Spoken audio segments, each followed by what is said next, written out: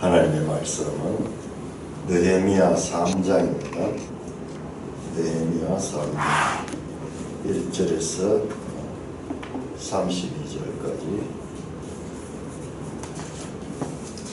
내용은 좀 깁니다. 그때 대사장 엘리야십이 그의 형제 제사장들과 함께 일어나 양문을 건축하여 성벽하고 문짝을 달고 또 성벽을 건축하여 함메아 망대에서부터 하나넬 망대까지 성별하였고, 그 다음은 여리고 사람들이 건축하였고 또 그 다음은 아모리아의 아들 삽굴이 건축하였으며, 너무는 하스나와 나의 자손들이 건축하여 그 들보를 얹고 문짝을 달고 자물쇠와 빗장을 갖추었고, 그 다음은 학고스의 손자 우리아의 아들 느레못이 중수하였고, 그 다음은 모세산벨의 손자 베레가의 아들 모슬람이 중수하였고, 그 다음은 바하나의 아들 사독이 중수하였고, 그 다음은 느고와 사람들이 중수하였으나 그 귀족들은 그들의 주인들의 공사를 분담하지 아니하였으며, 옛문은 가샤의 아들 요아다와 모소드야의 아들 모슬람이 중수하여 그 들보를 얹고 문짝을 달고 자물쇠와 빗장을 갖추었고, 그 다음은 기본 사람 월라다와 메르노 사람 아도니 강서쪽 총독의 관할에 속한 기본 사람들 및 미스바 사람들과 더불어 중수하였고, 그 다음은 금장세 할헤야의 아들 우시엘 등이 중수하였고, 그 다음은 향품장사 아나니아 등이 중수하되 그들이 예루살렘의 넓은 성벽까지 하였고, 그 다음은 예루살렘 지방의 절반을 다스리는 후르의 아들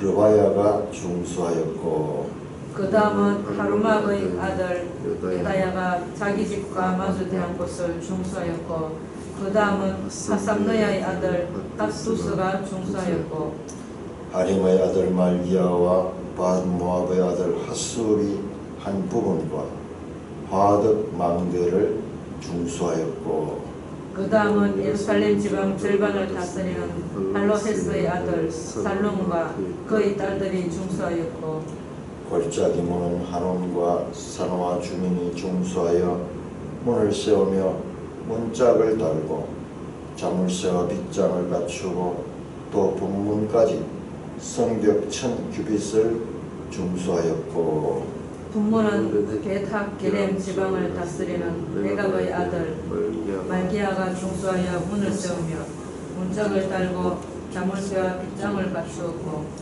샘문은 미스바 지방을 다스리는 골호스의 아들 살룬이 중수하여 문을 세우고 덮었으며 문짝을 달고 자물쇠와 빗장을 갖추고 또 왕의 동상 근처 셀라목가의 성벽을 중수하여 다윗성에서 내려오는 청계까지 이르렀고, 그 다음은 벳술 지방 절반을 다스리는 아스북의 아들 느헤미야가 중수하여 나하스의 묘실과 마주대한 곳에 이르고 또 파서 만든 못을 지나 용사의 집까지 이르렀고, 그 다음은 레위 사람 바니의 아들 르훔이 중수하였고, 그 다음은 그일라 지방 절반을 다스리는 하사바가 그 지방을 대포하여 중수하였고, 그 다음은 그들의 형제들 가운데 그일라 지방 절반을 다스리는 베나다스의 아들 바에가 중수하였고, 그 다음은 미스바를 다스리는 예수아의 아들 에셀이 한 부분을 중수하여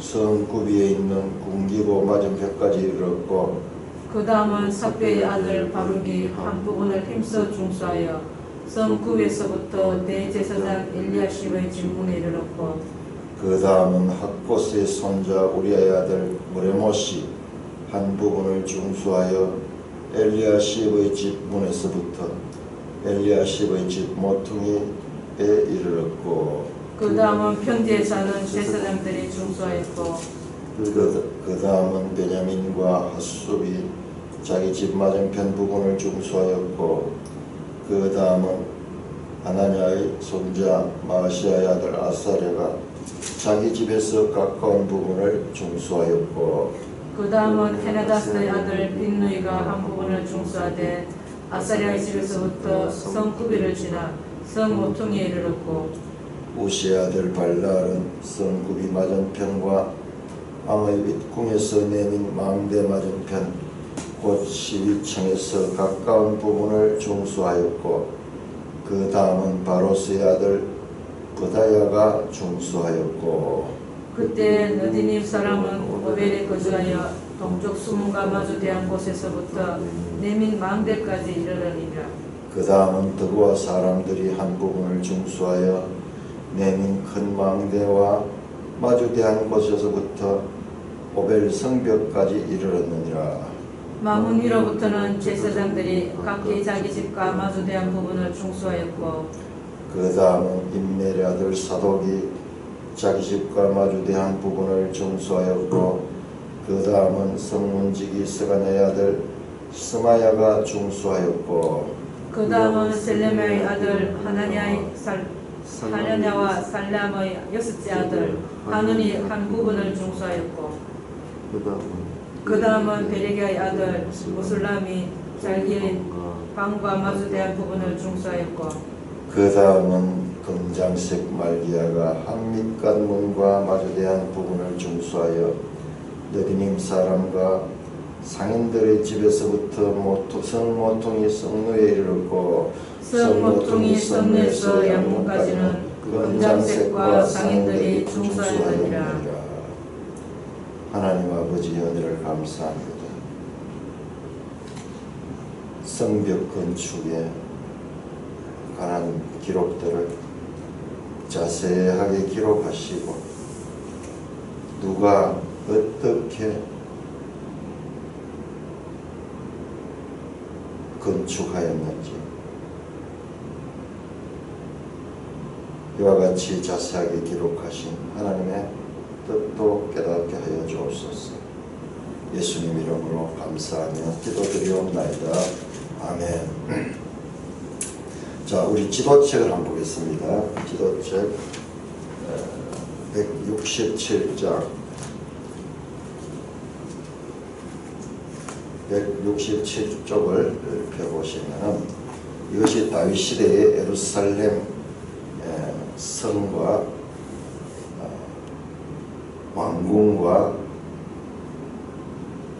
왕궁이 있는 것 같은 것이죠. 자, 예루살렘은 산 위에 있습니다. 높은 산 위에. 그래서 산 위의 동네입니다. 이 성을 짓고 성벽이 쭉 돌아가면서 있는데 이게 이제 우리가 본문에서 읽다 보니까 튀어나온 부분 또는 구비 부분 뭐 이런 것들이 뭐를 가리키는가를 이 그림을 보면 이해할 수 있고 그 다음에 성이 가다가 중간에 한 부분씩 다시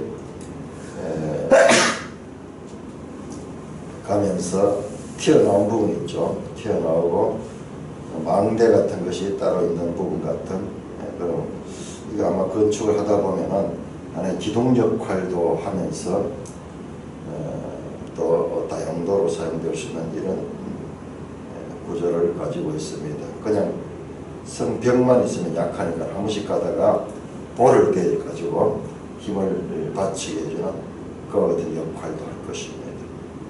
그러니까 이 그림을 이렇게 우리가 보고 한번 본문을 읽으면은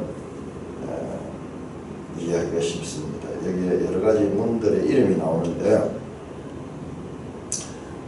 그곳마다 구역 구간마다 그 당시에 이스라엘 사람들이 이름을 짓고 그 문에 어떤 경우에는 특별한 용도, 분문 같은 경우에는 분뇨 처리를 위해서 드나드는 문이 되겠고 양문 같은 것에는 이제 제사드리는 사용하는 제물로서의 양들이 드나드는 그런 곳이고 각 문들마다 그런 고유한 이름들을 가지고 있는 것을 보게 됩니다. 자, 이것은 오늘 지금 우리가 167쪽에 보는 다윗 시대의 예루살렘 이 성이 다 무너진 이유입니다. 다 무너지고 그 다음에 그로부터 약 600년 후에 다시 그 성벽을 재건하는 거야. 성벽을 재건하는 것입니다. 성전은 자, 이 당시에 보세요. 이 당시에 다윗 시대에는 저 위쪽에 보니까는 저 위쪽에 제일 167쪽 제일 상단에 성막이 있네. 성막이 저기 위치해 있습니다. 아직까지 솔로몬 시대의 성전을 건축했기 때문에 이 성전은 없습니다. 아마 그 자리에 이제 성전이 건축되었을 것입니다. 자, 170쪽을 보시면은 솔로몬 성전이 나오는데 이 솔로몬 성전의 위치가 그 모리아산 그 부분이 것입니다. 에스라서는 성전 건축을 다루고 있고 느헤미야서는 이제 성벽 건축을 다루고 있는 것이다.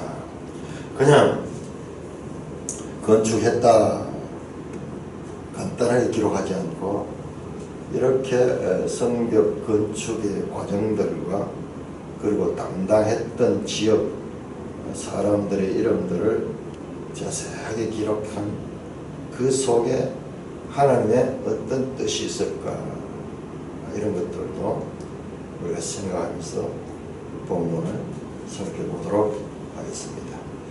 자, 쭉 나열되면서 계속 그 다음이라는 말입니다.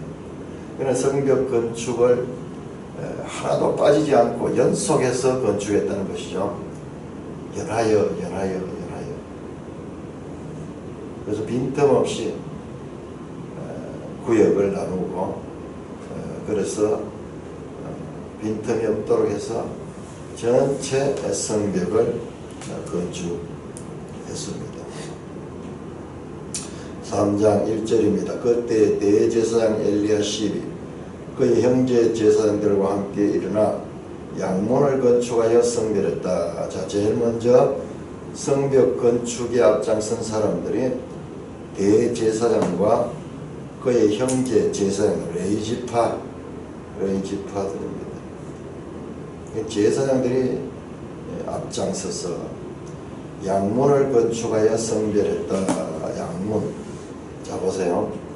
제사장들이 지은 건축은 뭐냐? 양문을 건축했다. 주로 제물들, 제사 지낼 때 제물들이 드나드는 그 문을 건축하는 역할을 제사장들이 맡았다. 그냥 이거 보면은 뭐 아무것도 아닌 것 같지만 거기에 하나의 중요한 성벽 건축의 원리가 있습니다. 제사 지낼 때 필요한 그 제물들이 드나드는 곳을 제사장들이 맡았다는 것은 제사장들이 이 지역에 대해서는 가장 잘 알고 있고 그 다음에 제물을 직접 다루기 때문에 또 자기들의 일터와 가까운 곳, 가장 잘 아는 곳, 그러한 곳에 담당을 했다. 그리고 뒤에 보면 여러 직종들이 나오는데 제일 먼저 제사장들이 나오는 것은 제사장 가문들이 솔선수범을 하고 있다는 점입니다. 그러니까 이 기록이 얼마나 실제적이고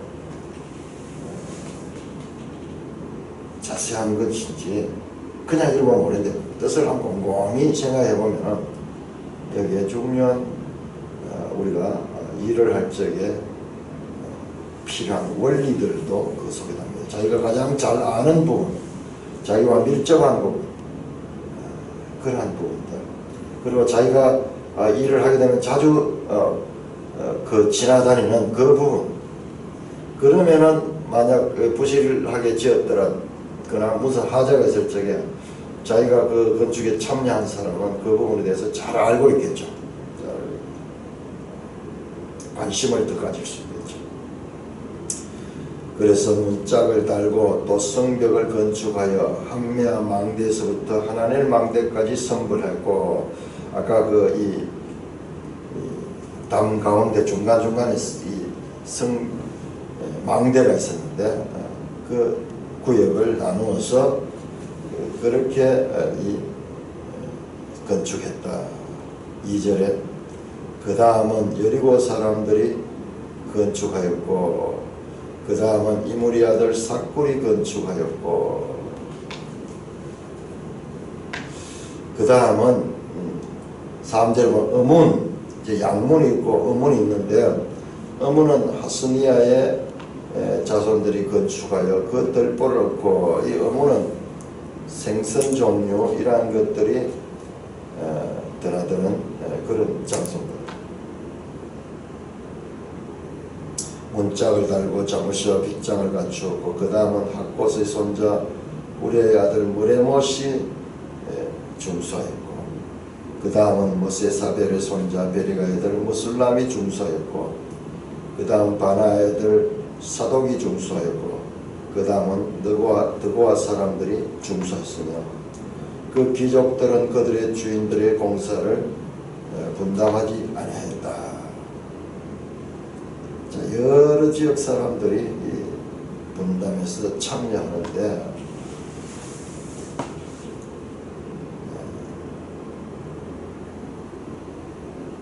드고아 사람들은 예루살렘 밖의 사람들입니다.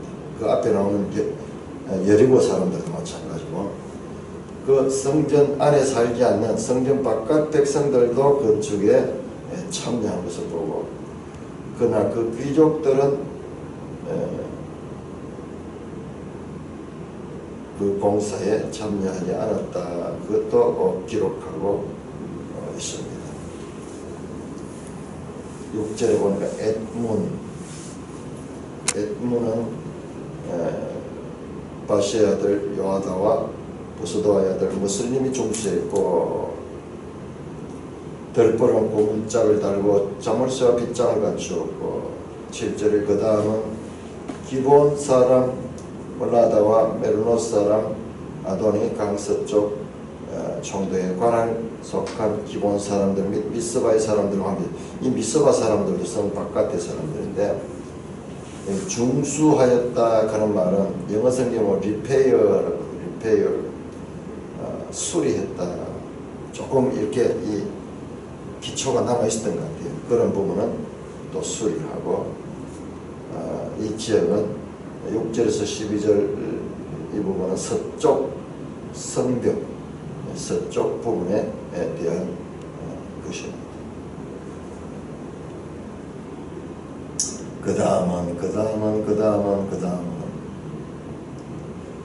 연하여 빈틈없이 8절에 보면은 그 다음은 금장색 할레아의 아들 우스엘이 중수했고, 그 다음 향품 장사 하나야 등이 중수했다. 자, 여기에 참석하는 직종을 보시면 금장색은 세공업자들이죠. 그 다음에 향품 장사, 향품은 여기 전부 다 값비싸지만은 그러나 크기는 작은 이런 것들이죠. 금장식도 마찬가지고, 이들은 주로 힘든 일을 하지 않던 사람들입니다. 이들도 성벽 수리에 참여하고 있었습니다. 아주 이 장사를 해도 별로 힘들지 않는 그런 아주 값비싼 그런 것을 취급하는 금장색이라든지 향품 장사도 직접 노동에 참여해서 건축을 했습니다. 자, 그 다음에 10절에 보면은 그 다음은 하루마베 아들 여다냐가 자기 집과 마주대한 부분을 정수하였고, 자, 여다야가 맡았던 이 성벽 건축의 장소는 어디냐? 자기 집과 마주대한 곳. 자기 집과 마주대한 곳. 늘 집 가까운 곳에서. 집 가까운 구역을 담당했으니까는 일하는데도 능률적이죠. 멀리 있으면은 오고 가고 하는 것도 힘들 텐데 가까운 곳에 중수했고, 그리고 가까운 곳을 늘 보는 것이 때문에 애착심이 더 강하겠죠. 29절에도 보면은 그런 내용이 나오는데, 29절에도 보면은 23절에도 보면은 자기 집에서 가까운 곳의 부분을 중수했다. 29절에도 보면은 자기 집과 마주대한 부분을 중수했다. 자, 담당을 시키되 우선적으로 자기들 직종이나 또는 자기들이 거주하는 집과 가까운 곳을 맡아서 중수하겠다. 그래서 능률적이고 그리고 애착심이 강하도록 건축을 하는데, 말씀드렸듯이 하자가 생기면은 즉각 그 구조를 알기 때문에 보수할 수도 있는 그런 부분을 그렇게 분담을 해서 일을 시켰다. 철저하게 계획하고 그리고 능률과 합리성을 따라서 건축을 했다는 것을 알 수 있습니다. 그냥 건축의 나열이지만 우리 자식 곰곰이 생각하면 여기서 여러 가지 생활의 지혜와 그리고 이 성경이 가지고 있는 진실성 그리고 왜 이런 성벽 건축에 대해서 자세하게 기록하고 있는가, 거기에 영적인 의미도 우리가 발견할 수가 있습니다. 12절에 보는 그 다음은 예루살렘 지방 절반을 다스린 헬로하스의 아들 살룸과 그의 딸들이 중수했고, 여성들도 참여했습니다.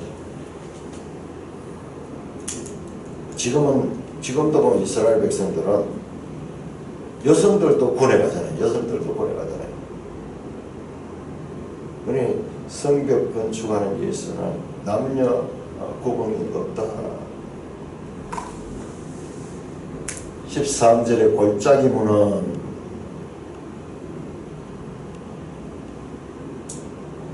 남쪽 성벽인데 한온과 신화 주민들이 중수했다. 그 다음에 13절에 또 분문까지 성벽 1000규빗을 중수했고, 분문, 이게 분뇨 처리하는 그 문입니다. 14절에 분문은 베데게렙 지방을 다스리는 레갑의 아들 말기야가 중수하여서 문을 세우고 문짝을 따랐다. 저 레갑의 아들, 레갑 족속은 또 외국인들인데 이방인들 가운데서 하나님을 잘 섬기던 그런 민족입니다. 레갑 족속. 그래서 이들이 유대인들과 같이 살았습니다. 유대인들과 같이 살았던 그 레갑 족속. 그들도 이방인들도 성전 건축에 참여하고 있습니다. 그 다음에 15절에 샘문, 이 산이기 때문에 샘이 아주 중요하죠. 산이 어떻게 살 수 있습니까? 샘이 없으면 산에 못 사는데, 예루살렘 산에는 거기서 샘이 있어가지고 물을 끌어가지고 사용했던 것입니다. 샘 가까운 문이겠죠. 미스바 지방을 다스리는 골호스의 아들 살룬이 중수했고, 16절 벳술 지방 쭉 나옵니다. 느헤미야가 중수하여 아수국의 아들 느헤미야, 지금 이 느헤미야가 아니고 같은 이름의 느헤미야가 중수, 다윗의 묘실과 마주대한 곳에 이르고 정확한 장소가 나옵니다. 다윗의 이 무덤이 있는 그 마주대한 그곳을 다스렸고, 17절 그 다음은 레위 사람 바니 아들 룸이 중수했고 레위인들과 제사장들은 성전 가까운 부분들을 맡아서 그렇게 중수했습니다. 느헤미야의 리더십은 하나님께서 주신 비전을 모든 공동체 지체들과 함께 그 비전과 일들을 각기 부르심의 은사를 통하여 분담하고 조화롭고 헌신적인 팀워크를 성취하고 있다. 함께 나누어서 리더가 분담을 시키고, 자, 이 분담시키는 일, 이 노동하는 것도 힘들지만 어느 지역을 누가 이렇게 디자인해서 이렇게 분담하는 것이 이게 아주 중요합니다. 리더는 이제 그런 부분들을 짜야 되죠. 그러니까는 그 팀원들의 그 성향과 그들에 대한 이해가 풍부해야지 이와 같이 분담도 잘 할 수 있겠죠. 19절 그 다음은 미스바를 다스릴 수야대 에셀이 한 부분을 중수하였고 성구비에 있는 군기고 맞은편에 그 성구비하는 게 아마 그 라운딩 되는 부분이에요. 우리 아까 봤잖아요. 그 성벽이 돌아가면서 쭉 되면서 굽어지는 그런 부분들. 이런 부분에는 또 더 까다롭죠. 그냥 직선으로 되는 부분을 그냥 하면 되는데 이 굽어지는 이런 부분들이 아주 정교한 기술을 요구합니다. 그런 부분은 또 거기에 합당한 사람들을 시켰습니다. 23절 그 다음은 베냐민과 수비 자기 집 맞은편 부분을 중수했고 그 다음은 아나니아의 손자 마세냐가 아들 아사랴가 자기 집에서 가까운 부분을 중수했다. 원리 가운데 하나가 자기 집에서 가까운 부분 그렇게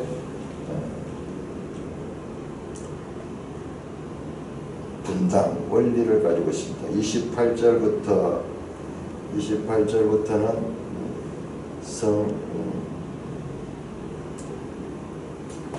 북동쪽 성벽의 재건,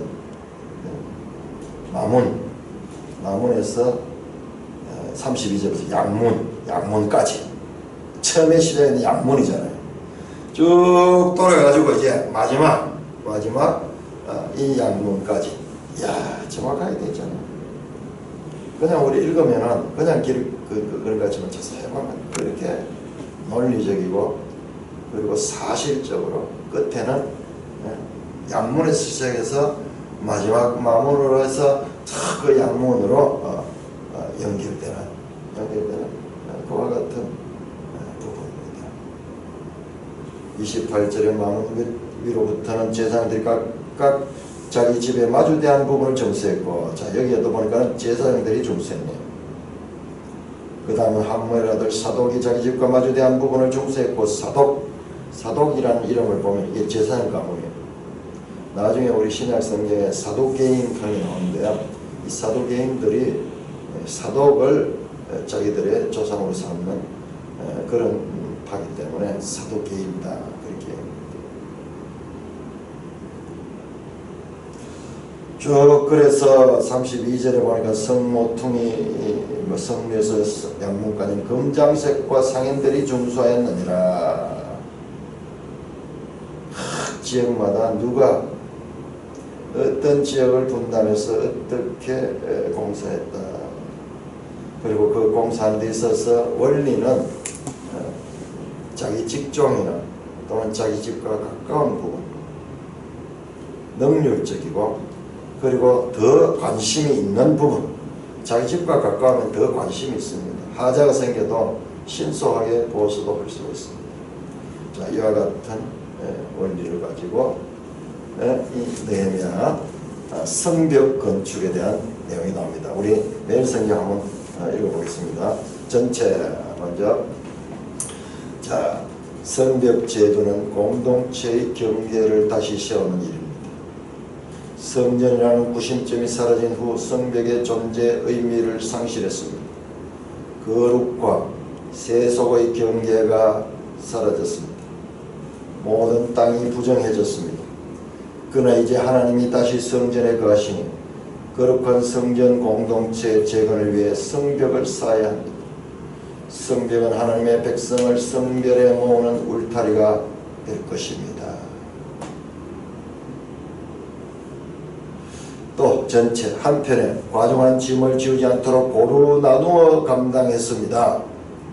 약 40여 개의 구간을 나누어 일할 분량을 맡았습니다. 좌우로 연한 이들은 서로 협력하여 벽과 벽을 이었을 것입니다.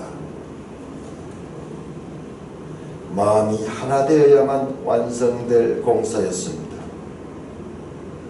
어느 한 곳이라도 제 역할을 소홀히 하면 그곳이 성전 공동체를 위험에 빠뜨리는 약점이 될 것입니다.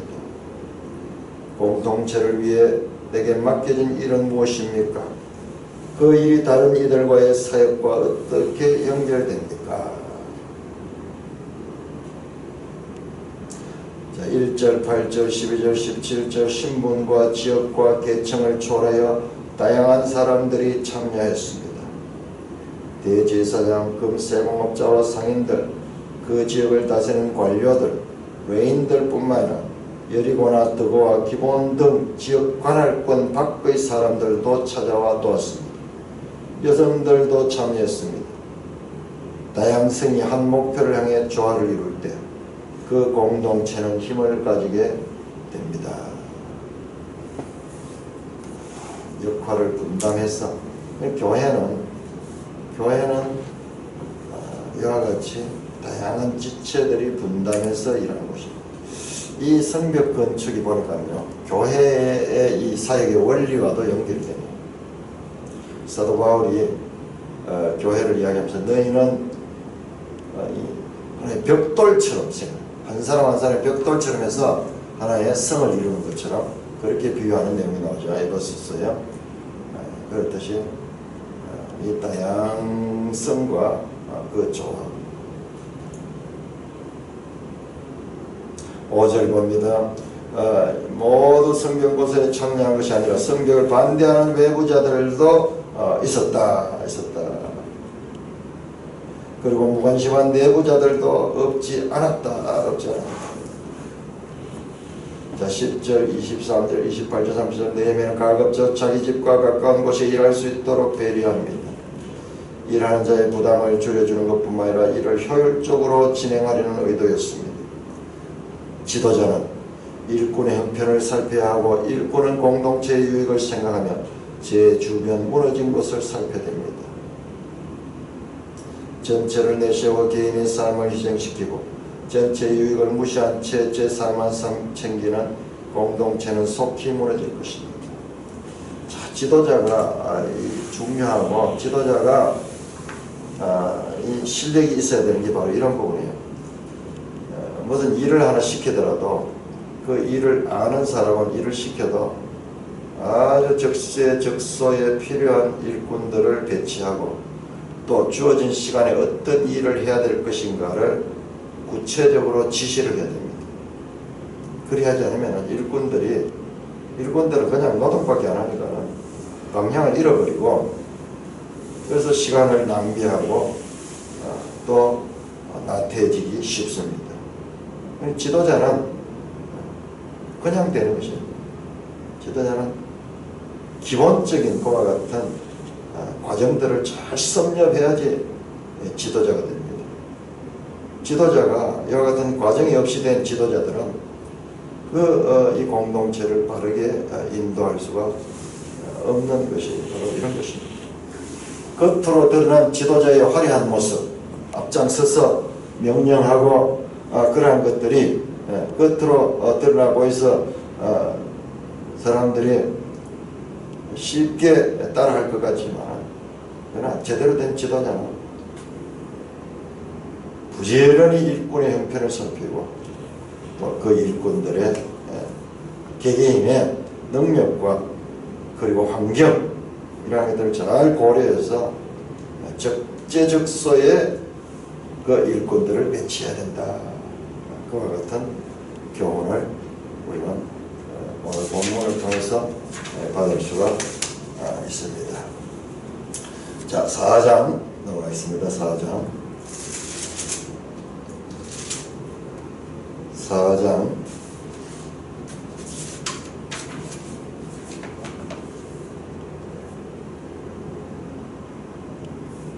4장 1절에서 20절까지만 교독하겠습니다. 4장 1절에서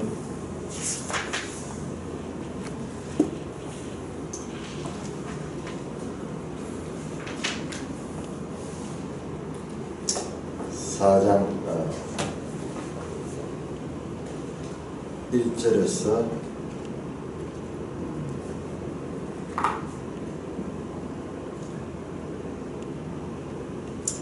14절까지만 교독하겠습니다. 14절까지만.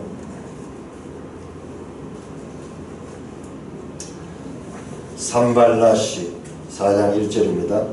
산발랏이 우리가 성을 건축한 다음을 듣고 크게 분노하여 유다 사람을 비웃으며 자기 형제들과 사마리아 군대 앞에서 일러 말하되 이 미약한 유다 사람들이 하는 일이 무엇인가?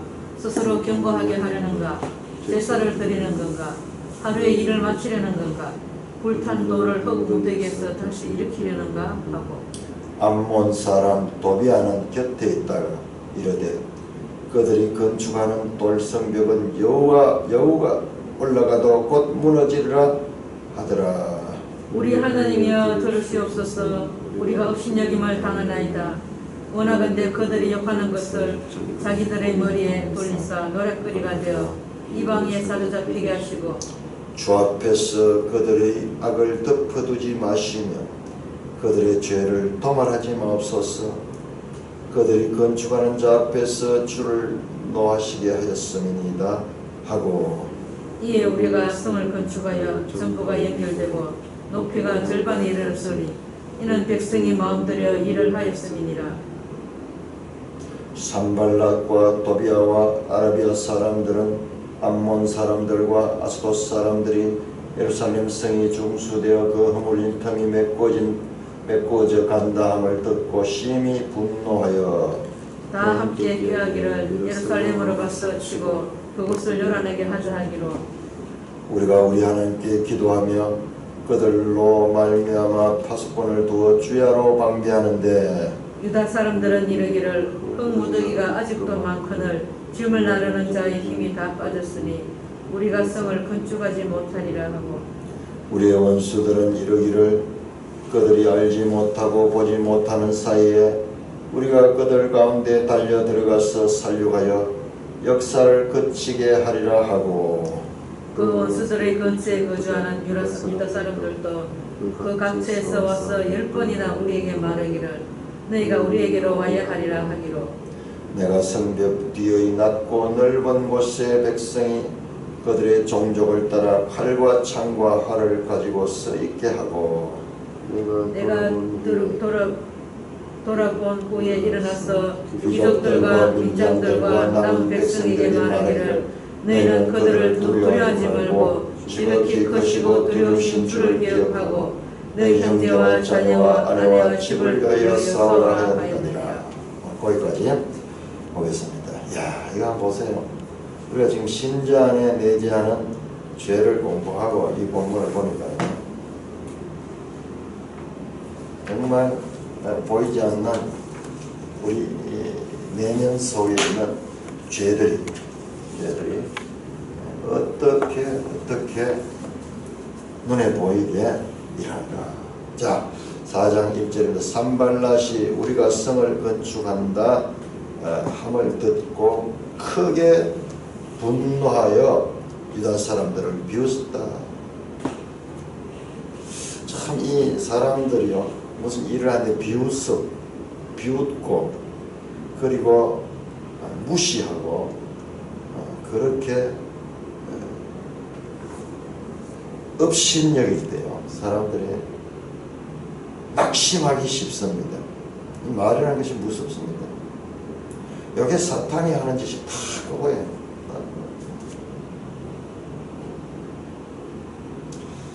자, 우리 지도책 226쪽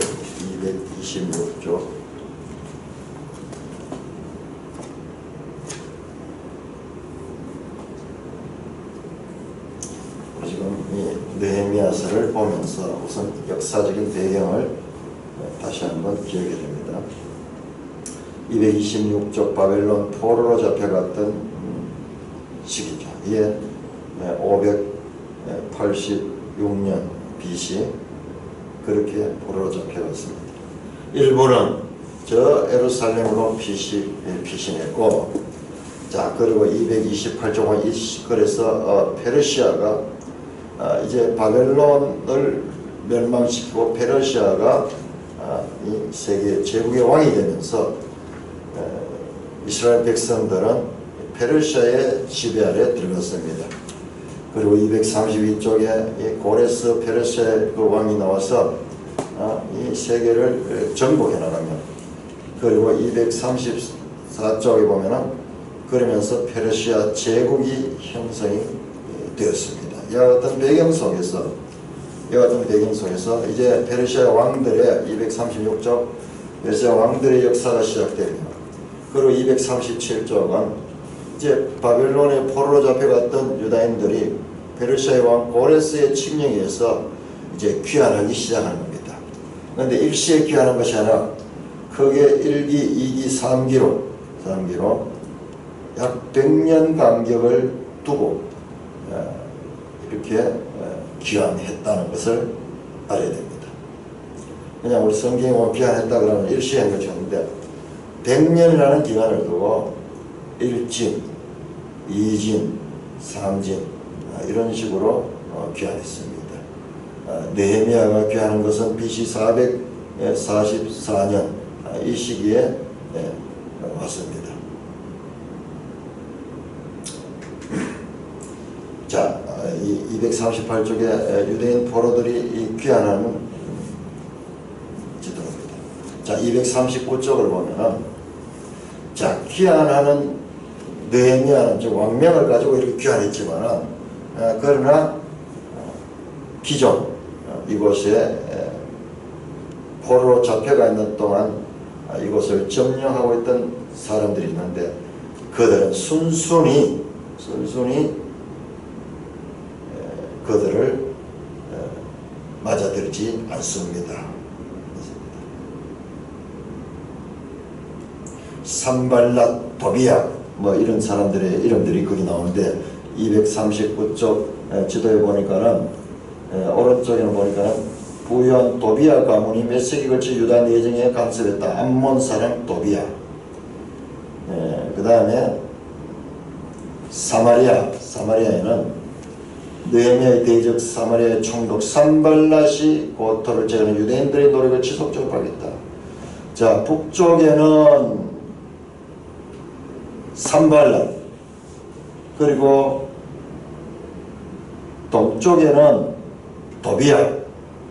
그 다음에 남쪽에는 저 아래쪽에 보니까 느헤미야의 대적 중 하나인 아라비아 사람 겟셈이 페르시아 국의 필수적인 무역로를 장악하고 있었다. 이 겟셈이 그래서 위로, 옆으로, 아래로 대적들이 자리를 잡고 느헤미야의 사역을 저지하거나 대적하거나 방해하고 있는 그 같은 모습을 우리는 볼 수가 있습니다. 큰 산과 같은 장애물들이 등장합니다. 스가랴 4장에 보면은 큰 산아 네가 무엇이냐? 큰 산도 하나님의 능력 앞에는 무너지고 치워질 것이다. 산과 같은 장애물들이 등장하고 있습니다. 그들이 어떻게 합니까? 크게 분노하는 또는 비웃으며 그렇게 조롱합니다. 2절 보니까 사마리아 군대 앞에서 일러 말하되 이 미약한 유다 사람들이 하는 일이 무엇인가? 스스로 경고하게 하는가? 제사를 드린가? 하루에 일을 마치고 불탄 돌을 흙무더기에 해서 다시 일으킨가? 조롱하면서 이 미약한 유다 사람들 산발같은 교만합니다. 하나님의 일을 방해하는 적 그리스도의 모형입니다. 멸시, 비난, 왜곡, 유언비어로 대적하고 있습니다. 그러자 3절을 암몬 사람 도비아는 그 곁에 있다가 그들이 건축하는 돌성벽은 여호가 올라가도 곧 무너지더라 하더라. 여호가 행동이 고양이가 얼마나 가볍게 그렇게 이렇게 사뿐사뿐하면서 그렇게 하는데 그들의 건축은 보잘것없어서 여호가 올라가도 곧 무너질 것이다 하면서 이 조롱하고 있습니다. 자, 그와 같은 산발락과 도비아의 조롱과 멸시와 대적과 방해와 비난과 왜곡에 4절로 우리 하나님이여 들으소서. 우리가 업신여김을 당하나이다. 느헤미야의 기도입니다. 우리가 업신여김을 당하나이다. 원하건대 그들이 욕하는 것을 자기 머리로 돌리사 노략거리가 되게 하사 이방에 사로잡히게 하소서. 주 앞에서 그들의 악을 덮어두지 마시고 그들의 죄를 도말하지 마옵소서. 그들이 건축하는 자 앞에 주를 노하시게 했습니다 하고 산발락과 도비아는 이 대적하고 비난하고 모욕하고 낙심시키지만은 그러나 그들의 공격에 느헤미야는 하나님 앞에 기도합니다. 사실을 그대로 내놓고 기도하고 있습니다. 대적자들 앞에 기도의 모델을 보여주고 있습니다.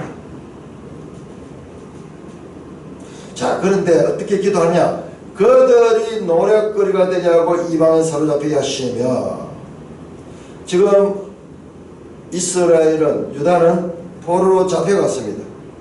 이방의 포로로 잡혀가서 노략거리가 됐다, 노략거리가 포로가 됐다, 탈취당했습니다. 그런데 그와 같은 그들이 당한 것이 오히려 이 대적자들에게 돌아가게 하라고 그렇게 말씀하고 있습니다. 기도 속에 구속사의 통찰력이 담겨 있습니다. 자, 이 사로잡히는 이야기는 구약 성경에서 아주 중요합니다. 그래서 우리 신약 성경에서도 강한 자가 와서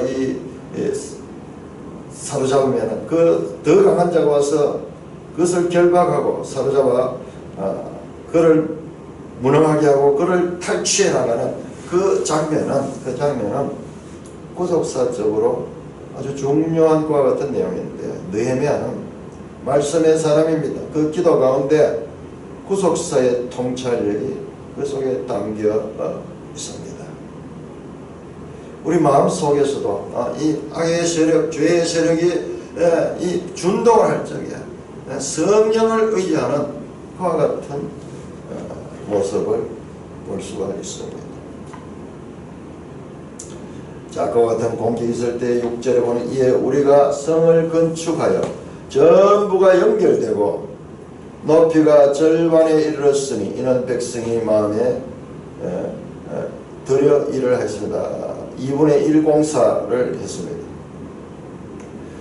성이 이제 아마 이 밑에서부터 이렇게 하는 것 같아요. 연결할 적에 우리 잘 기억이 상상이 안 되잖아요. 한쪽 벽이 다 돼가지고 연결한다 하는 건 힘들잖아요. 그래서 밑에서부터 연결해가지고 서로 이렇게 한밤이 되어서 일을 했습니다. 높이가 절반이 이르렀으니 이는 백성이 마음을 들여 일을 했다. 대적들과 영적인 전쟁을 하고 있습니다. 대적들은 강력하게 반대하지만 영적인 전쟁을, 자, 여기에서 우리가 뭘 봐야 되냐면 학개와 스가랴스를 봐야 돼요. 학개와 스가랴스는 바로 이 성벽 재건 또는 성전 건축에 관한 내용입니다. 바로 성전 공사가 재개됩니다. 이 성전 공사가 멈추는데, 멈출 때 그때 하나님께서는 학개와 스가랴스를 통해, 스가랴 선지자를 통해 가지고 백성들을 깨우칩니다. 말씀을 줘가지고 깨우칩니다. 그래서 멈추어진 공사가 하다가 힘이 들어가 멈추어진 거 4년 만에 다시 이 공사를 재개하는 것처럼 지금 여기도 보니까 이제 성전 공사가 절반이 이렇습니다. 이 지속되는 이 공사가 힘이 들어서 멈추기 쉬운데 그들을 격려합니다. 격려합니다. 이런 백성들이 마음을 들였다. 정성껏 이랬습니다. 자, 산발락과 도비아와 아라비아 사람들과 자 239쪽 한번 볼까요? 기도책 239쪽.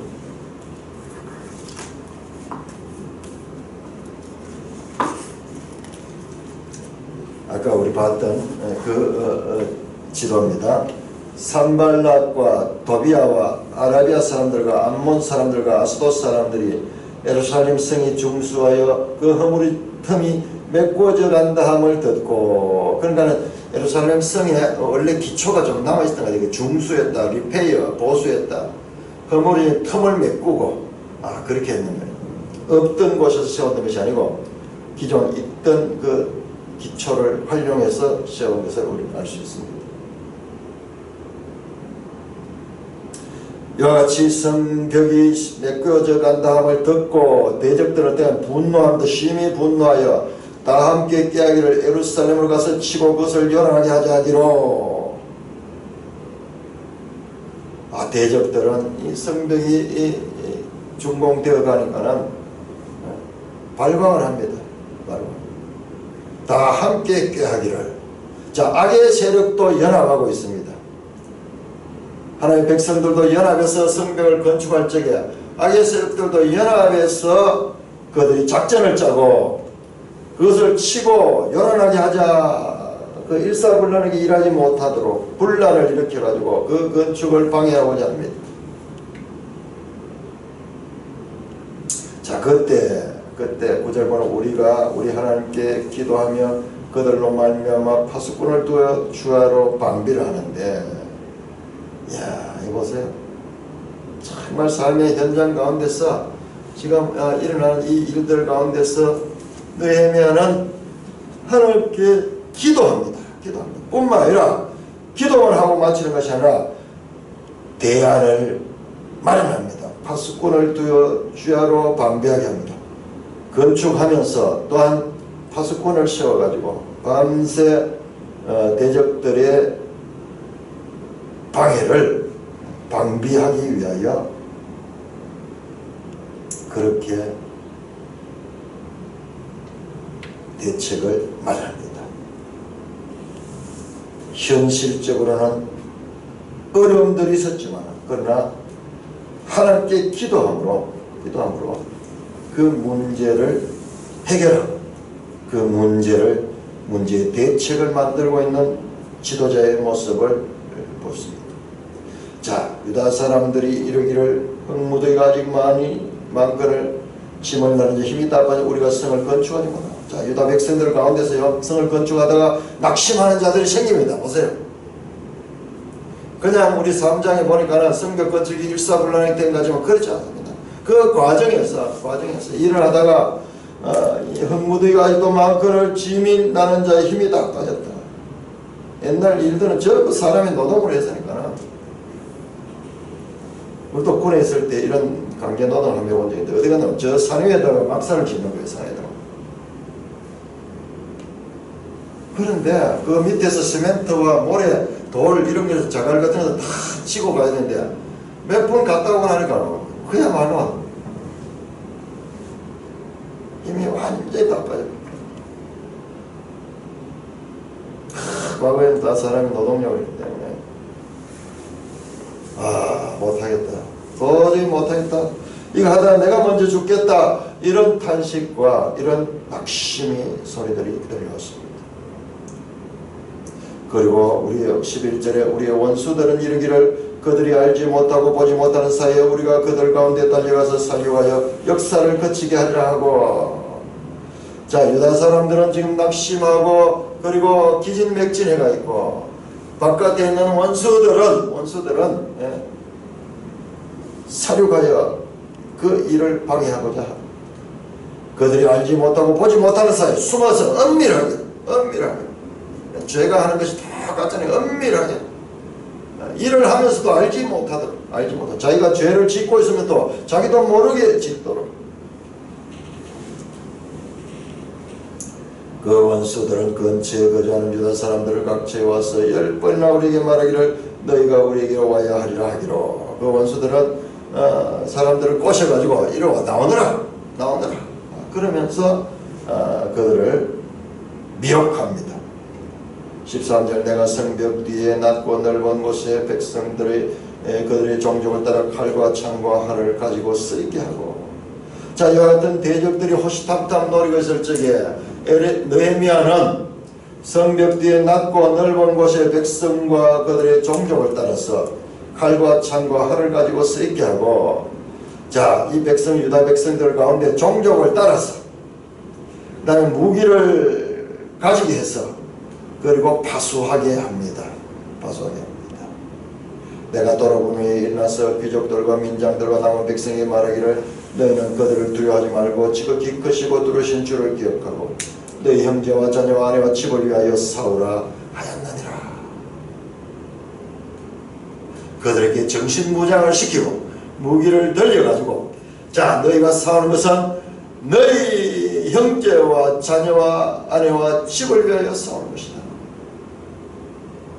그렇게 하면서 그들에게 하나님을 기억하게 하고 지극히 크시고 두려우신 주를 기억하고 그들을 두려워하지 말라, 염려하지 말라, 믿음으로 그들이 오면은 그들과 싸우라고 당부하고 있습니다. 자, 낮에는 건축하고 또 밤에는 또 이 파수하고. 우리 이 새마을 운동할 적에 나왔던 유명한 이야기가 있어요. 일하면서 싸운다. 그 말씀이 여기서 나왔네. 여기서 나왔어. 느헤미야에서 나왔어. 한 손으로서는 이 공구를 들고 다른 한 손에는 무기를 들고 대적의 방해를 방비하면서 또 한 손에는 또 건설을 하는, 일하면서 싸운다 하는 그와 같은 예비군 노래도 그렇게 나오는데요. 그런 모습들이 바로 이 느헤미야서에서 찾아볼 수가 있습니다.